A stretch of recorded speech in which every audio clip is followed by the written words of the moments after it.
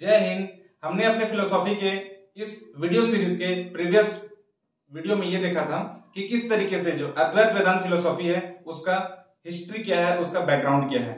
ये जो बैकग्राउंड वाला टॉपिक था जो हमारा प्रीवियस वीडियो है वो बहुत इंपॉर्टेंट है शंकराचार्य के फिलोसॉफी को समझने के लिए। शंकराचार्य की फिलोसॉफी को डिराइव करने का वो एक फाउंडेशन क्रिएट किया था हमने पिछले वाले सीरीज में, और शंकराचार्य के थोड़े से फिलोसॉफी को स्टार्ट भी किया था। आज हम उसी सीक्वेंस में शंकराचार्य के जो अदर फिलोसॉफीज हैं उसे आज कवर करेंगे। अगर आपने प्रीवियस वीडियो नहीं देखा है तो सबसे पहले उस वीडियो को देख लीजिए ताकि आपको आज के इस वीडियो को समझने में आसानी होगी। कल हम लास्ट इस टॉपिक को यहां तक कवर किए थे, अब हम इसी के आगे चलेंगे। तो हमने देखा था कि शंकराचार्य का जो अद्वैत वेदांत है उसको एक ही लाइन में हमने कवर अप करने की कोशिश की थी। एक्चुअली इनका जो पूरा फिलोसॉफी है अद्वैत वेदांत का वो इसी फ्रेज पर बेस्ड है जो कि कहता है ब्रह्म सत्यम जगन मिथ्या जीवो ब्रह्म न परा। ब्रह्म सत्यम जगन मिथ्या जीवो ब्रह्म न परा। ये जो एक लाइन का ये जो सेंटेंस है, ये स्टेटमेंट है, इसी में इनके पूरे फिलोसॉफी को हम डिराइव कर सकते हैं।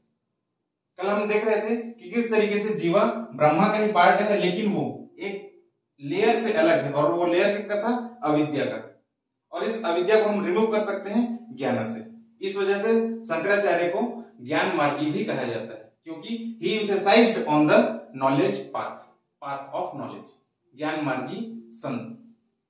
क्लियर है? आज हम उनके माया, जगत और जगत से रिलेटेड जो भी उनके कॉन्सेप्ट्स हैं उनको कवर करेंगे, और जो हमारा लास्ट टॉपिक होगा मोक्ष का उसे हम कवर करेंगे। ठीक है, चलिए हम यहीं से स्टार्ट करते हैं। जो हमारा प्रीवियस टॉपिक था उसी से कवर करते हुए अद्वैत वेदांत ऑफ शंकराचार्य, नॉन डुअलिज्म। तो जब शंकर जी से पूछा गया कि ब्रह्म के बारे में आपका क्या विचार है, इसे मैं क्लियर कर रहा हूं, अद्वैत वेदांत शंकराचार्य का, तो उन्होंने बताया कि ब्रह्म ही एकमात्र सत्य है। ब्रह्म सत्यम, एकमात्र रियलिटी किसकी है? ब्रह्मा की है। तो ब्रह्मा कैसा है? देखिए इनका जो स्पेलिंग है, हिंदी में इसे ब्रह्म लिखते हैं लेकिन जब हम इंग्लिश में लिखेंगे तो ब्राह्मण लिखेंगे। अब इसे ब्राह्मण मत पढ़ना क्योंकि ब्राह्मण एक पर्टिकुलर कास्ट है, एक पर्टिकुलर कम्युनिटी है जो कि हिंदू रिलीजन का फर्स्ट एक कैटेगरी है। ब्राह्मण, क्षत्रिय, वैश्य एंड शूद्रास में से पहला कैटेगरी ब्राह्मण का। ये वो ब्राह्मण नहीं है, ये ब्राह्मण है एक निर्गुण निराकार स्वरूप लिया हुआ, ये कम्युनिटी वाला ब्राह्मण नहीं है। क्लियर है? यहां पर देखते हैं कि शंकर के ब्रह्म कैसे हैं। उन्होंने बताया है कि ये जो ब्राह्मण है ये क्या है? प्योर कॉन्शियसनेस है, प्योर कॉन्शियसनेस। मैंने कल के वीडियो में बताया था कि दर्शन की दुनिया में, फिलोसॉफी के इस वर्ल्ड में, इस पूरे सब्जेक्ट में सबसे फेवरेट डिबेट और सबसे अभी तक जो आंसर नहीं किया गया है वैसा डिबेट जो है वो है डुअलिज्म का, कि अंतिम सत्ता किसकी है, अल्टीमेट रियलिटी किसकी है। कल मैंने बताया था कि दो है, एक कॉन्शियसनेस और एक मैटर। इन दोनों पर डिबेट है कि रियलिटी किसकी है। जो मेटरलिस्टिक फिलोसोफर है जैसे कि चार्वाका, उन्होंने सिर्फ और सिर्फ मैटर को ही एक अल्टीमेट रियलिटी बताया है, जबकि बहुत सी फिलोसॉफी है, मैक्सिमम फिलोसॉफी इस कॉन्शियसनेस पर एम्फसाइज करते हैं। और यही वो डिबेट है कि अंतिम सत्ता किसकी है, चेतन की या फिर जड़ की। उसी सीरीज में यहां पर शंकर जो है वो बता रहे हैं कि अंतिम सत्ता किसकी है? कॉन्शियसनेस की है। और ये जो मैटर है वो भी इसका एक प्रोजेक्शन है, इसलिए इसे हम मोनोइज्म भी कह सकते हैं या फिर नॉन डुअलिज्म। अद्वैत, ये दो है, उनको हटा देंगे तो अद्वैत हो जाएगा। क्लियर है? इसी में उन्होंने कहा है कि ब्राह्मण, Brahma is the pure consciousness, और द प्योर कॉन्शियसनेस को उन्होंने ज्ञान कहा है,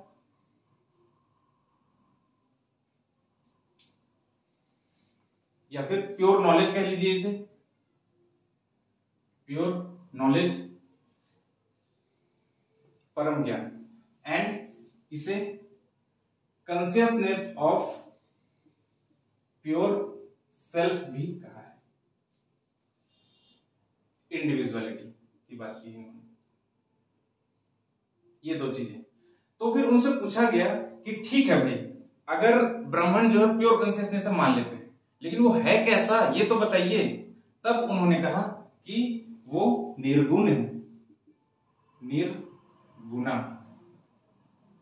एंड निर्विशेषा। वो कैसे है? निर्गुण है, निर्विशेष है। निर्गुण का मतलब devoid of all attributes. Nirguna means devoid of all attributes. उनका कोई शेप नहीं है, उनका कोई कैरेक्टर नहीं है, किसी भी हम उसे इस गुण में लिमिट नहीं कर सकते, उसे डिराइव ही नहीं कर सकते, डिफाइन ही नहीं कर सकते। इज नॉन डिस्क्राइबेबल, इनडिस्क्राइबेबल जिसे कहा जाता है।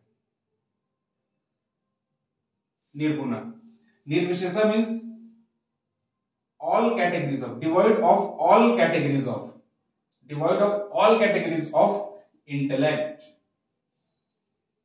हम उन्हें किसी भी शब्दों में एक्सप्लेन कर ही नहीं सकते।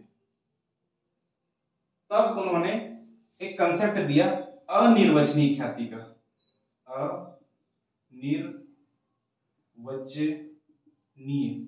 अनिर्वचनीय ख्याति, जिसे नेति नेति टेक्निक भी कहा जाता है। नेति नेति मतलब होता है वो डांस वाला नहीं ना, नेति नेति जो अभी ऑस्कर विनिंग, जो ऑस्कर अवार्ड अभी विन किया है वो नेति नेति टेक्निक। इसका मतलब यह भी नहीं, इसका मतलब वह भी नहीं। क्या ब्राह्मण ऐसे हैं? नहीं नहीं। क्या ब्राह्मण वैसी है? नेति नेति। तो क्या ब्राह्मण वैसे हैं? नेति नेति। न ऐसे हैं नेति नेति, न वैसे हैं नेति नेति। उन्हें हम ब्राह्मण को, ये जो ब्रह्म है शंकराचार्य के अनुसार जो ब्रह्म है, उसे हम डिफाइन ही नहीं कर सकते। इसके लिए उन्होंने एक टर्म दिया अनिर्वचनीय ख्याति। और उन्होंने ये सभी जो कंसेप्ट्स दिए हैं उनका एक बुक है, उसका नाम है उपनिषद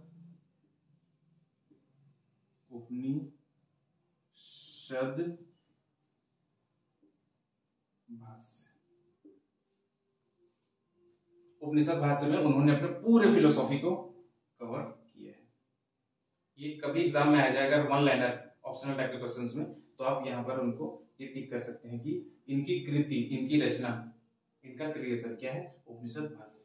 और उसमें हमें उनकी पूरी फिलोसॉफी की जानकारी मिलती है। क्लियर है यहां तक? चलिए अब हम आगे बढ़ते हैं। तो अब हम जीवा को समझते हैं। हमने अभी ब्राह्मण को देखा, ब्राह्मण कैसा है? निर्गुणा है, निर्विशेष है, प्योर कॉन्शियसनेस मीन्स ज्ञान स्वरूपा। यहां पर ये प्योर नॉलेज है या फिर ज्ञान स्वरूपा है, स्वरूपा। और जब हम कह रहे हैं consciousness of pure self means स्वरूप, स्वरूप ज्ञान। हिंदी का वो टर्म है जिसे हमने इंग्लिश में इस तरीके से समझना है। प्योर कॉन्शियसनेस मीन्स ज्ञान स्वरूपा and consciousness of pure self means स्वरूप ज्ञान। ये था ब्रह्मा का एक्सप्लेनेशन। देन कम्स द जीवा। जीवा और द सेल्फ इंडिविजुअल, वो क्या है? जीवा और सेल्फ इंडिविजुअल, ये जो जीवा है ये सब्जेक्ट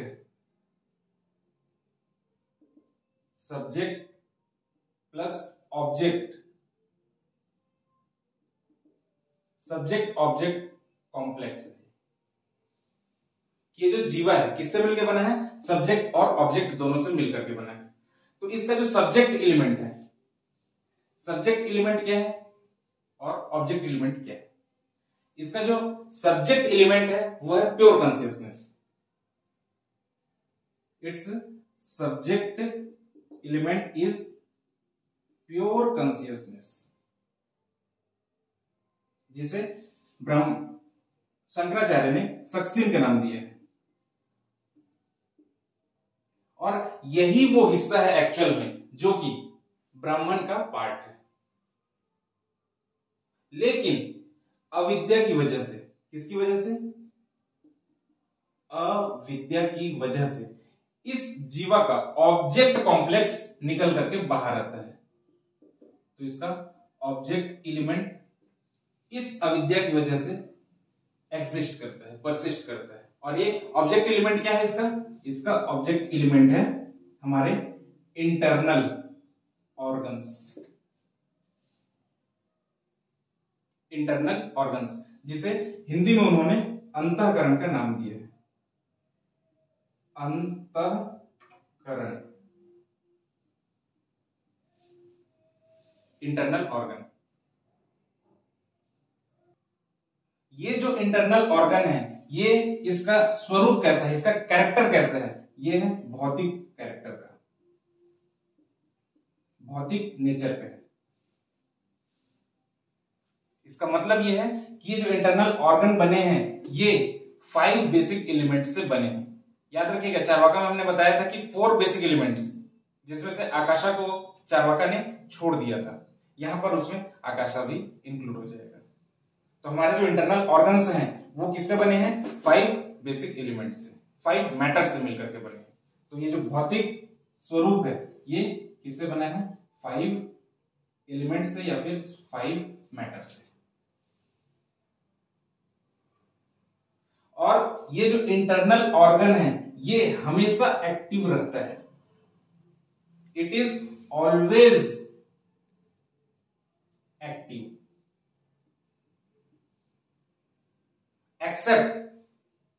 एक्सेप्ट इन 3 सिचुएशंस। वो कौन कौन से हैं? शंकर ने बताया है, एक्सेप्ट इन डीप स्लीप,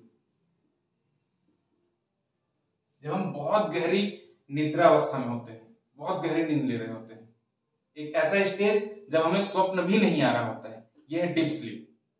इस समय ये जो इंटरनल ऑर्गन्स हैं, ये जो अंतःकरण है, ये जो ऑब्जेक्ट एलिमेंट्स हैं, जो कि 5 एलिमेंट से बने हैं, भौतिक एलिमेंट से बने हैं,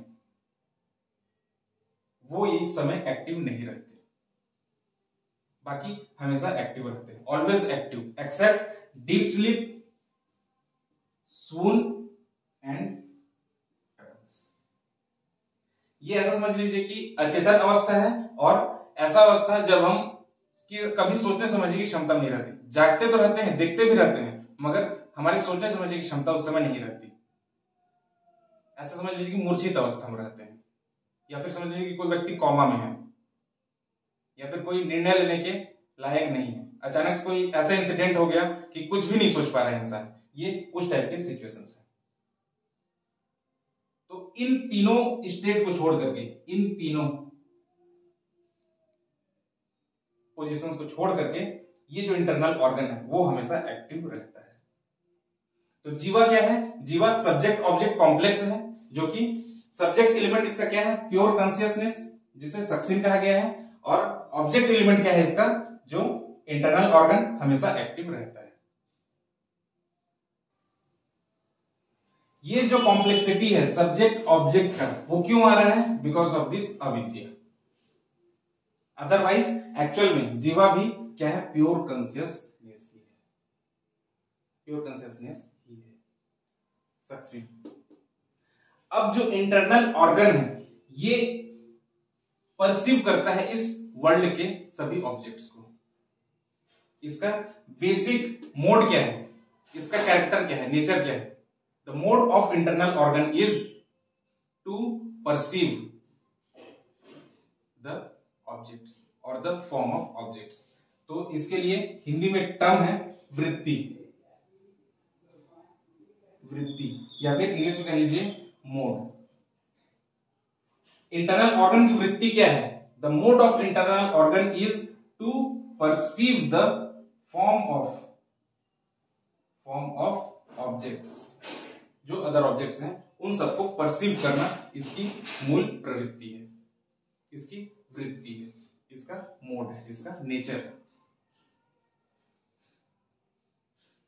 और जब इसकी वृत्ति इस सक्सिन से इंस्पायर होती है, ध्यान रखिएगा इस वर्ड को और इस स्टेटमेंट को ध्यान दीजिए, ये जो इंटरनल ऑर्गन की वृत्ति है इसे वृत्ति ही लिखिएगा, हालांकि ब्रैकेट में मोड ऑफ लिख सकते हैं, mode of internal organ.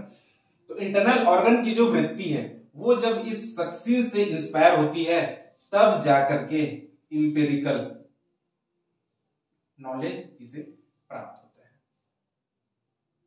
Once again, empirical knowledge कहां से मिलता है? इस इंटरनल ऑर्गन की वृत्ति से, जब वो इंस्पायर होता है किससे? इस सक्सीन से, तब वो उसे इंपेरिकल नॉलेज की प्राप्ति होती है। इंपेरिकल नॉलेज वो गेन कर पाता है। कौन? हमारे जीवा का ऑब्जेक्ट एलिमेंट। वंस अगेन, इसका ऑब्जेक्ट एलिमेंट क्या है? इंटरनल ऑर्गन है, जिसे अंतःकरण का नाम दिया गया है, जो कि 5 बेसिक एलिमेंट से मिलकर के बना है। ये 5 बता चुके थे। ये हमेशा एक्टिव रहता है except deep sleep, swoon and trans.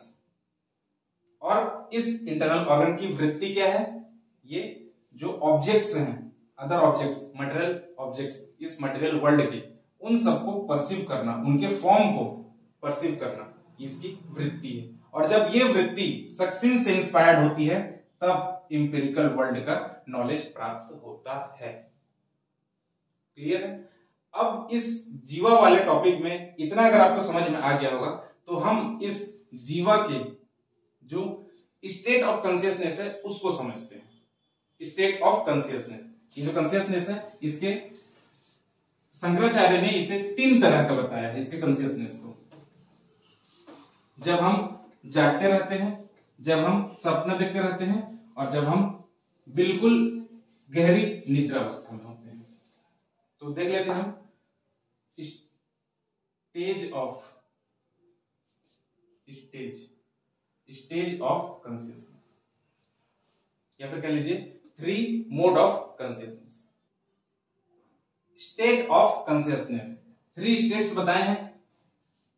पहला है वेकिंग स्टेट, जब आप जाग रहे हैं, जागृत अवस्था में, जैसे कि अभी हम आपको पढ़ा रहे हैं, आप इस वीडियो को देख रहे हैं, कुछ सुन रहे हैं, समझ रहे हैं, यह है waking state. Then comes dreaming state, जो सेकंड स्टेज है वो है ड्रीमिंग स्टेट। ये स्टेज या फिर स्टेट कह लीजिए, स्टेट ऑफ कॉन्शियसनेस। पहला वेकिंग स्टेट, या फिर कहीं कहीं आपको बुक में वेकनिंग स्टेट भी लिखा होगा, बट वेकनिंग जो है अलग टर्म हो जाता है, क्योंकि हम किसी रॉन्ग नॉलेज को एक सही नॉलेज से रिप्लेस करते हैं तो वेकनिंग कहलाता है। बट यहां पर वेकिंग का मतलब है कि अभी हम जाग रहे हैं, सोकर उठने के बाद वाली जो स्थिति है वापस सोने तक का, ये waking state, dreaming state and then deep sleep state. Deep sleep state, ये तीनों क्या क्या है? वेकिंग स्टेट में ये एक ऐसा स्टेट है जिसमें हमारे जो इंटरनल ऑर्गन्स हैं, हमारे इंटरनल ऑर्गन्स हैं वो एडेड रहते हैं। किससे? सेंस ऑर्गन्स से। और internal organs are aided by sense organs. ये एक ऐसा स्टेट है। ध्यान दीजिएगा, जब भी आपसे कोई सवाल करता है, कोई जवाब को जानने की कोशिश करता है, तब आप बिल्कुल नपे तुले अंदाज में, बिल्कुल सभ्य रूप में अपने आप को रिप्रेजेंट करते हैं। सपोज आप इंटरव्यू देने जा रहे हैं, ये वो स्टेट है। अपने आप को सभ्यता पूर्वक सामने किसी दूसरे के सामने रिप्रेजेंट करते हैं कि आप बहुत ज्यादा सिविलाइज्ड हैं, सभ्य हैं, ये वो स्टेट है। अच्छे शब्दों का इस्तेमाल करना, अच्छी भाषा का इस्तेमाल करना, कोशिश करते हैं कि अधिक से अधिक इंग्लिश वर्ड का इस्तेमाल किया जाए, ये वो स्टेट है। क्योंकि हमारे इंटरनल ऑर्गन्स अभी किससे सहायता प्राप्त कर रहे हैं? Sense organs. हमारे सेंसेस से ये इंटरनल ऑर्गन अभी सहायता प्राप्त कर रहे हैं कि हम दूसरों को कितना अच्छा अपने बारे में बता सकते हैं। Next, dreaming state. ये वो स्टेट है जब हमारे जो ऑर्गन्स हैं ये ड्रीम के अकॉर्डिंग रेगुलेट होते हैं। जैसे इमेजिन कीजिए कि आप कोई स्वप्न देख रहे हैं, एक ऐसा सपना देख रहे हैं जिसमें सपोज आपको शेर दौड़ा रहा है बहुत ज्यादा। आप किसी से कहिएगा कि आपको उस समय वॉच करते रहे, भले आप सो रहे हैं, बिल्कुल सपने देख रहे हो, लेकिन आप चाहे कैमरा रिकॉर्डिंग कर लीजिए, या फिर किसी से कहिएगा उस समय आपको देखता रहेगा। जब बाहर वाला आपको देख रहा होगा, कोई दूसरा व्यक्ति, तब आपके बॉडी के ऑर्गन्स जो हैं वो आपके सपने के हिसाब से रेगुलेट हो रहे होंगे। आपको पसीना आ रहा होगा, आपका हार्ट बीट तेज हो रहा होगा। और तो और ज्यादा अगर वर्स्ट सिचुएशन हो सकता है तो आप डर के मारे उड़ भी सकते हैं। तो आपका ये जो ड्रीमिंग स्टेट है वो आपके ऑर्गन्स को रेगुलेट कर रहा है व्हाइल यू आर ड्रीमिंग। ये तो हो गया डर का। सपोज आप किसी ऐसे डिश का स्वाद ले रहे हो और जब आप अचानक से उठेंगे तो आपका वो जो स्वाद है उस समय भी सोकर उठने के बाद भी आता रहता है। या फिर कोई भी एग्जांपल ले लीजिए, इतने सारे स्वप्न हम डेली देखते रहते हैं, ये वो सभी है कि किस तरीके से हमारा जो ड्रीमिंग स्टेट है उस समय हमारे जो ऑर्गन्स हैं वो रेगुलेट होते हैं इस ड्रीम से। ये वो स्टेट है। और ये तीसरा स्टेट है जिसमें हम डीप स्लीप के स्टेट में होते हैं। अब ये जो स्टेट है इस समय हमारे ना तो इंटरनल ऑर्गन्स एक्टिव रहते हैं, ना ही हम कोई स्वप्न देख रहे होते हैं। तो अगर ये दोनों स्टेट नहीं है तब इस समय हमारा जो कॉन्शियसनेस है, क्या ये ब्रह्म से एसोसिएट हो सकता है? भाई अगर टेक्निकली देखा जाए, लॉजिकली सोचा जाए, अगर हम इस स्टेट में भी नहीं है, इस स्टेट में भी नहीं है, मतलब हम इस दोनों स्टेट को छोड़ चुके हैं, तो हमें एक्चुअल में जो पर ब्रह्म है, जो ब्रह्मा है, परम ब्रह्म, उससे जाकर एसोसिएट हो जाना चाहिए। बट फिर भी इस डीप स्लीप स्टेट में हम एसोसिएट नहीं होते। वजह क्या है? क्योंकि इस स्टेट में भी हमारा जो कॉन्शियसनेस है, वो जो हमारा सक्सीन है, वो अविद्या की वजह से, इस अविद्या की वजह से उस ब्रह्म से एसोसिएट नहीं हो पाता। और ये जो हमारा इंडिविजुअलिटी है वो यहां पर परसिस्ट कर रहा होता है। इस स्टेट में ही हमारा इंडिविजुअलिटी परसिस्ट कर रहा होता है, लेकिन हमारा जो रियलिटी है, जो हम ब्रह्मा के हिस्सा हैं, उससे हम अभी भी डिटैच्ड हैं बिकॉज ऑफ दिस अविद्या। तो फिर शंकर कहते हैं कि इस अविद्या को अगर हम रिमूव कर दें, हटा दें, तो ये जो हमारा सक्सीन है,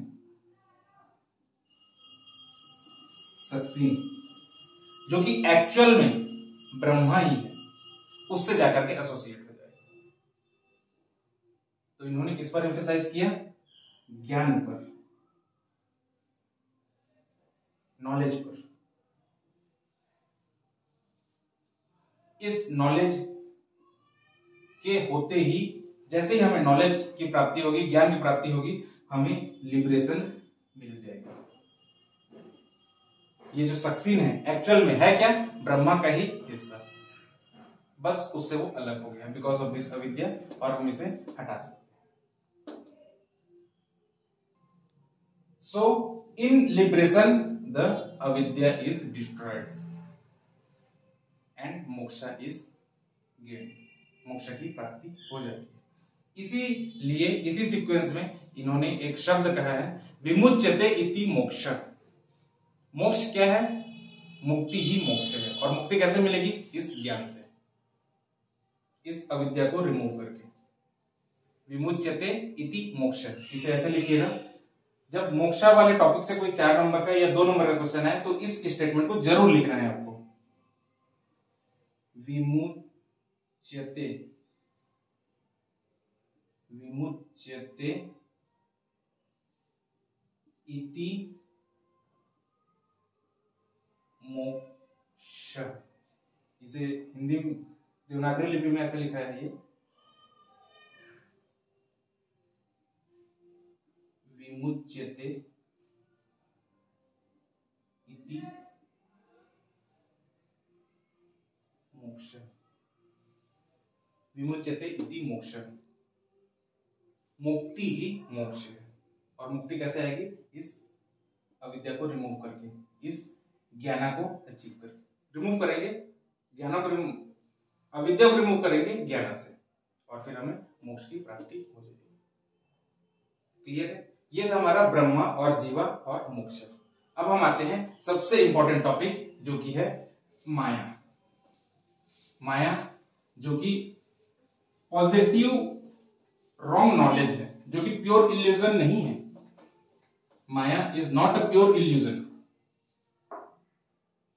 लेट्स सी और next topic is next heading डालिएगा माया।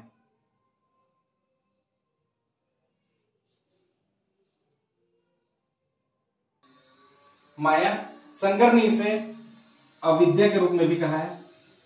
देखिए यहां पर आप कंफ्यूजन ना हो इसलिए आप इस पॉइंट को यहां पर स्किप कीजिए, क्योंकि फिलोसॉफी की दुनिया में जो माया और अविद्या है इसे बहुत बार सिनोनिम के रूप में भी यूज किया गया है और कई बार अलग अलग, दो अलग अलग इस पर डिबेट्स हैं, तो सर बिल्कुल मत जाइए। अभी सिर्फ इतना समझिए, माया एक्चुअल में न तो प्योर इल्यूजन है, it is not a pure illusion.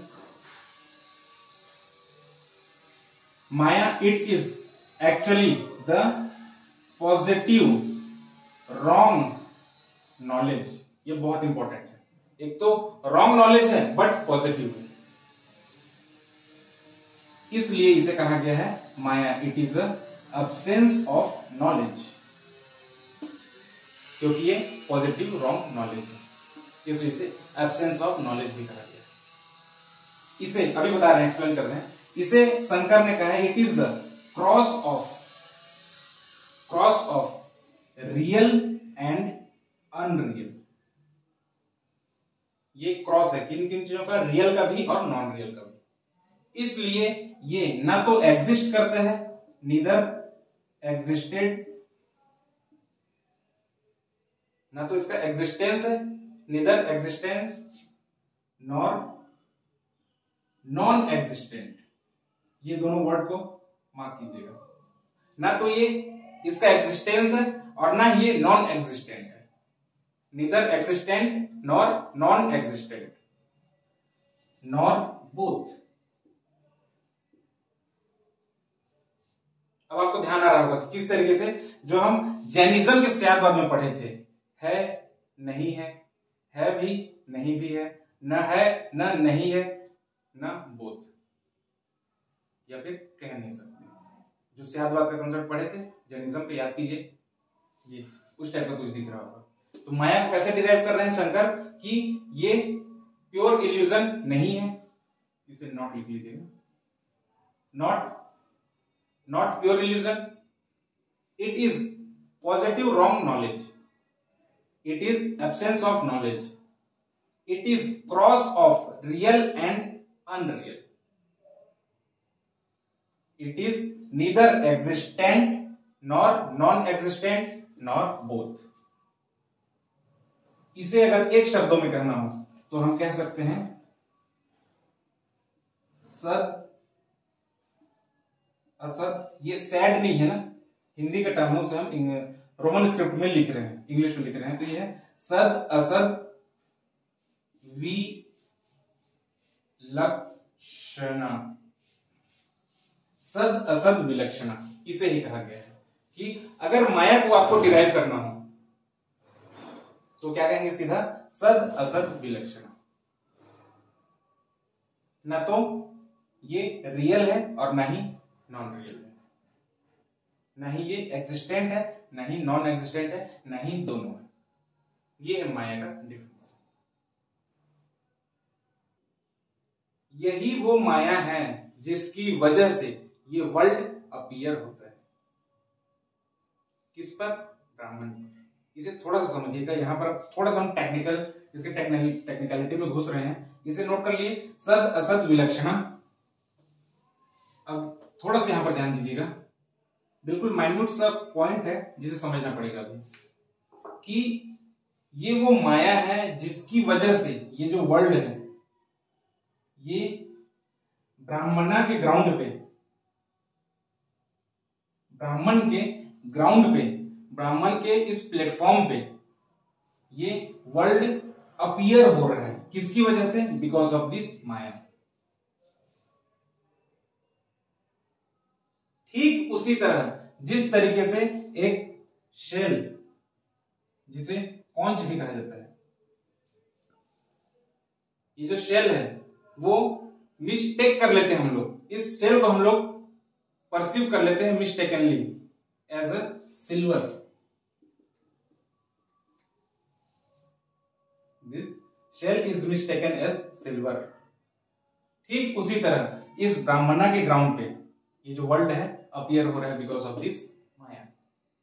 Similarly like silver is appeared on the ground of shell, ये कोंच पर एक सिल्वर हमें अपीयर हो जाता है।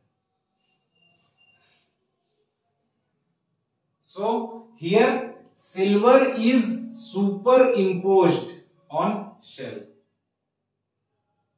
This silver is superimposed on shell. और सुपर इम्पोजिशन क्या है? सुपर इम्पोजिशन क्या होता है? It is actually the co-mingling of, it is actually the co-mingling or mixing,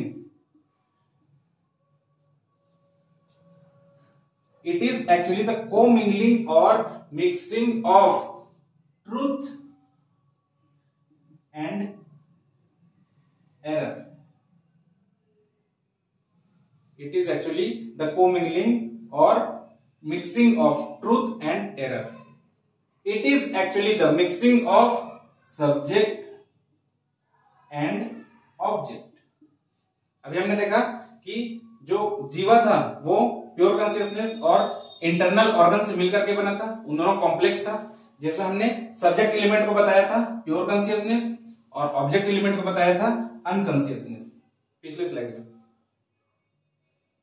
super imposition इन दोनों का मिक्सिंग है, ठीक वही चीज यहां पर हम कर रहे हैं कि shell is mistaken as silver, और you can say the silver is superimposed on shell because of this maya, because of avidya. And as the jnana arrives, the illusion or the superimposition or the maya or the avidya vanishes। Once again, this silver is superimposed on shell, this world is creation on the ground, this world is created on the ground of brahmana because of maya, and as the jnana knowledge arrives, the dawn of knowledge arrives, the maya, the superimposition of truth and error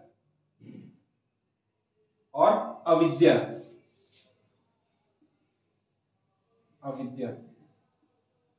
vanishes at the center because of this dawn of knowledge। कल के हमने example में देखा था कि अंधेरे की वजह से, because of lack of light, और you can say because of darkness, ये जो अविद्या है इसे हम कह सकते हैं डार्कनेस या फिर lack of light. Because of this darkness, because of this avidya, we perceive rope as a snake, एक रस्सी को हम सांप की तरह परसीव कर लेते हैं दिस डार्कनेस की वजह से। और जैसे ही सवेरा होता है, ये डॉन होता है,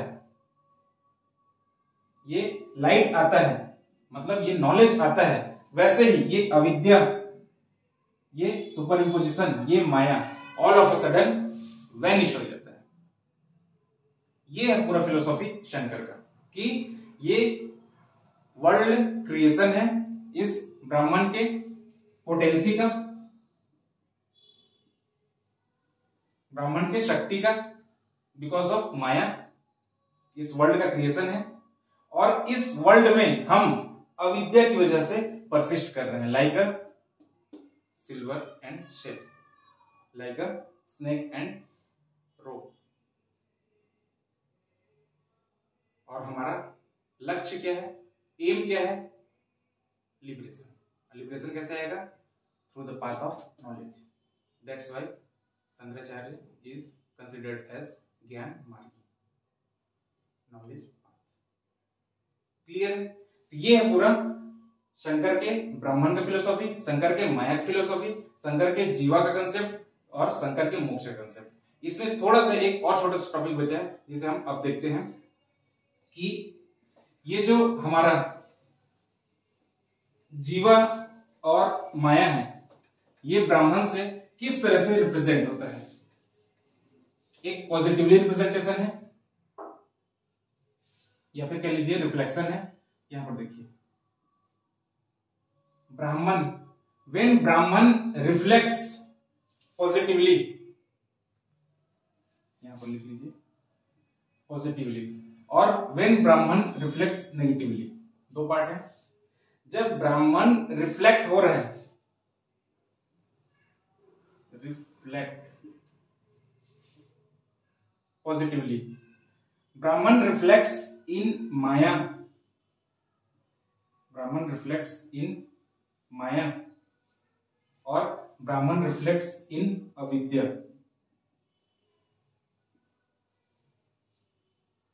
या फिर नेगेटिवली, दो तरह से रिफ्लेक्ट हो सकते हैं।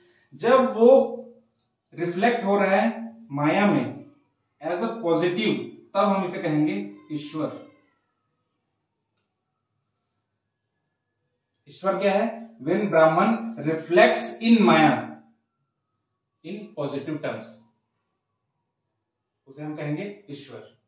व्हेन ब्राह्मण रिफ्लेक्ट्स नेगेटिवली और व्हेन ब्राह्मण रिफ्लेक्ट्स इन अविद्या, द जीवा इज क्रिएटेड।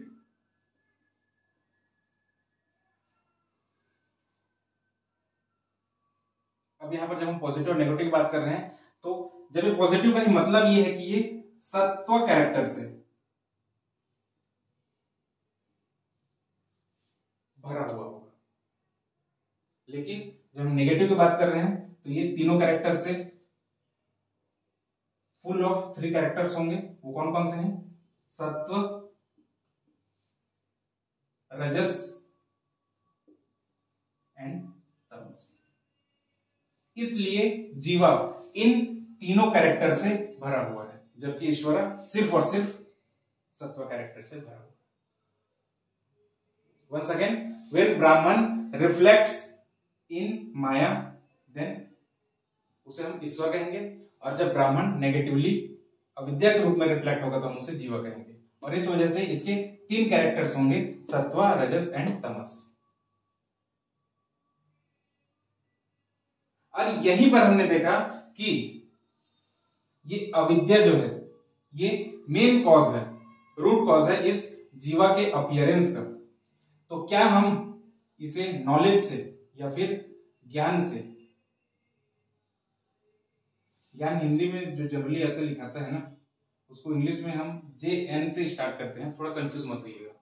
इसको जनाना नहीं पढ़ना, इसे ज्ञान पढ़ना है, बट लिखना जनाना ही है। इस ज्ञान से हम इस अविद्या को रिमूव कर सकते हैं, वैनिश कर सकते हैं। और जैसे ही ज्ञान अपीयर्स होगा, अविद्या वैनिश हो जाएगा। अविद्या के वैनिश होते ही ऑल ऑफ अ सडन जीवा भी वैनिश हो जाएगा, इसका एग्जिस्टेंस खत्म हो जाएगा। लेकिन यहां पर ये सत्व कैरेक्टर से भरा हुआ है, इट इज फुल ऑफ सत्व कैरेक्टर, इसलिए ये क्या होगा, ज्ञान से हम इसे खत्म नहीं कर सकते। इस वजह से it can not be destroyed by knowledge and hence it is beginningless. इसलिए ये जो ईश्वर है वो आदि अनंत है, बिगिनिंगलेस। इसका कोई ओरिजिन नहीं है और इसका कोई एंड नहीं है, लेकिन इस जीवा का एंड है।